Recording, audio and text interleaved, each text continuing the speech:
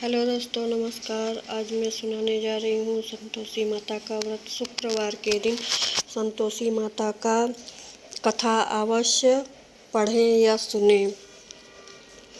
अगर आप शुक्रवार का व्रत करते हैं तो शुक्रवार के व्रत कथा अवश्य सुनें या पढ़ना चाहिए। ऐसा करने से माता रानी पूजा अर्चना संपूर्ण होता है और अटल में हम आपको संपूर्ण व्रत कथा के बारे में बता रहे हैं।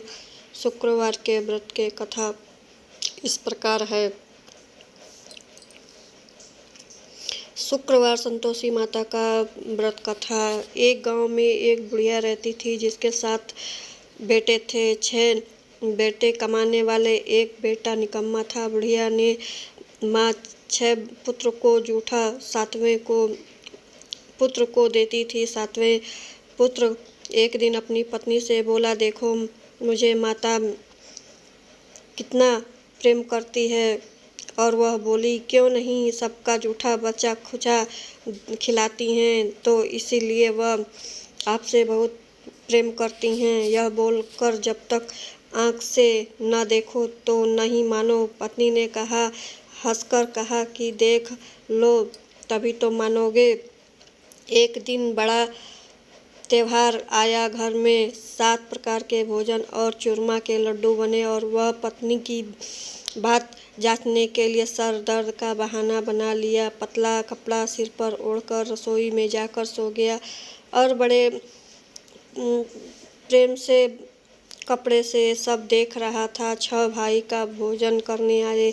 उसने देखा माँ सबके लिए सुंदर सुंदर आसन बिछाकर 7 प्रकार का भोजन बनाकर खिला रही है और उन्हें भोजन करा रही है। वह देख रहा था। 6 भाई भोजन कर उठकर उनकी माँ 5 थालियों से लड्डुओं को टुकड़े उठाकर और एक लड्डू बनाया जूठा साफ करने। उससे बोला, उठ बेटा, तेरे भाई भोजन कर लिए हैं, तू भी भोजन कर ले। उसने कहा, माँ मुझे भोजन नहीं करना है, मैं परदेश जा रहा हूँ। माता ने कहा, कल जाना हो तो आज ही चला जा। वह बोलकर हंस हा जा रहा हूँ यह कहकर घर से निकल गया। चलते चलते उस समय पत्नी की याद आई और वह गौशाला में कंडे पाथ रही थी। वह जाकर बोला, मेरे पास तो कुछ भी नहीं है देने के लिए, यह अंगूठी है, ले लो सो और अपनी कोई निशानी मुझे दे दो। वह बोली, मेरे पास कुछ नहीं है, यह गोबर का भरा हुआ हाथ है।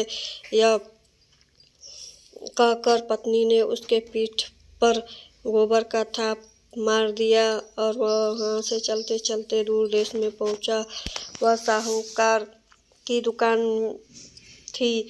वहाँ जाकर बोला, सेठ जी मुझे नौकरी पर रख लो। साहूकार को नौकरी की सख्त ज़रूरत थी।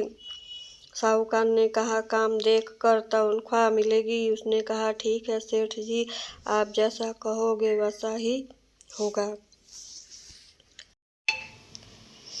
उसे साहूकार ने यहाँ नौकरी मिल गई।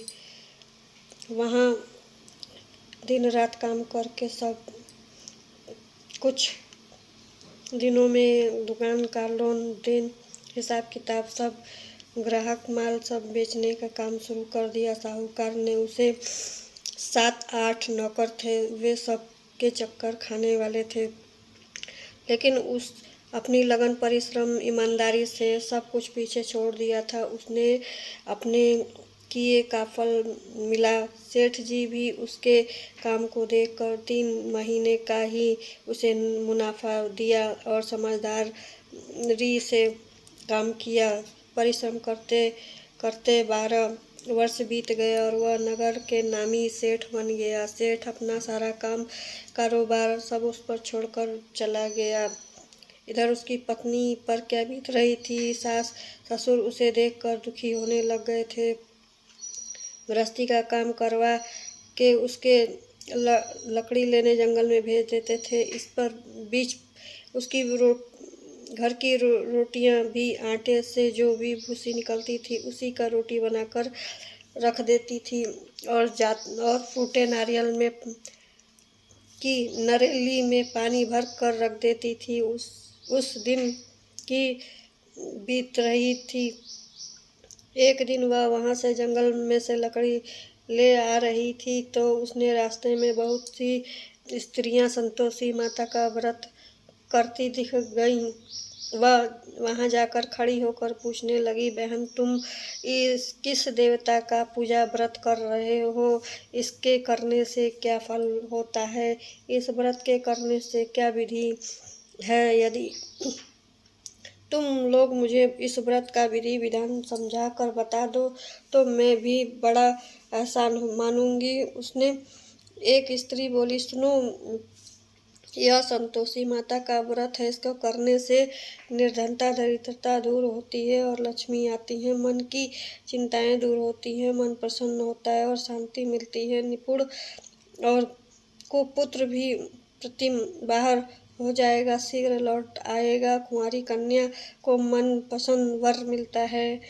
चलता मुकदमा खत्म हो जाता है या कलेश की निवृत्त मुख शांति हो जाती है। धनराशि जमा जायदाद में सब लाभ होता है और वह भी मन में जो कुछ भी मनोकामना रहती है वह संतोषी माता की कृपा से यह पूर्ण हो जाती है। इस संदेह में कोई संदेह नहीं है। दोस्तों, यह वीडियो पसंद आए तो प्लीज़ लाइक शेयर ज़रूर करिएगा। धन्यवाद। जय संतोषी माता।